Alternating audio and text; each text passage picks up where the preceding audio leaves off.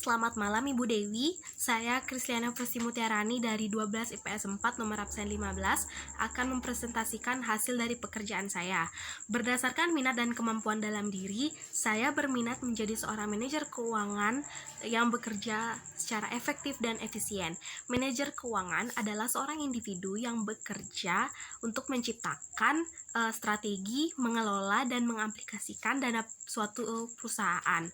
Tugas manajer keuangan yaitu yang pertama tentunya bekerja sama dengan manajer lainnya. Yang kedua, membuat perencanaan umum keuangan perusahaan. Yang ketiga, menjalankan roda perusahaan seefisien dan seefektif mungkin. Keempat, mengambil keputusan dalam investasi. Yang kelima, bertanggung jawab dalam berbagai keputusan pembiayaan yang ada. Yang keenam, menghubungkan perusahaan pada pasar keuangan. Yang ketujuh, bertugas memajukan keuangan perusahaan. Lalu, tanggung jawab seorang manajer keuangan pada divisi keuangan antara lain sebagai berikut. Yang pertama, mengkoordinasikan pengontrolan dana perusahaan. Yang kedua, mengelola fungsi akuntansi yang ada. Yang ketiga, merencanakan dan mengembangkan sistem keuangan perusahaan.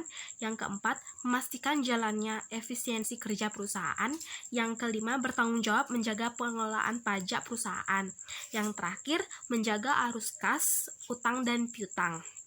Upaya yang harus saya lakukan agar mencapai profesi sebagai manajer keuangan yang pertama, mulai dari sekarang belajar untuk mengelola keuangan dengan baik, tidak boros, karena seorang manajer keuangan harus dan memerlukan keterampilan yang tinggi dalam mengelola keuangan.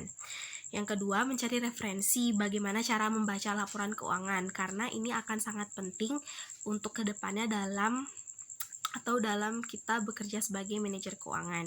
Yang ketiga, sedikit demi sedikit untuk belajar perhitungan akuntansi atau pembukuan manual. Yang terakhir yaitu yang terpenting harus memiliki sikap yang jujur, karena dalam mengelola dana perusahaan harus memiliki sikap yang jujur. Maka dari itu saya belajar untuk setiap segala hal yang saya lakukan menanamkan sikap jujur baik itu dalam sesuatu yang kecil maupun sesuatu yang besar. Sekian dari saya, terima kasih.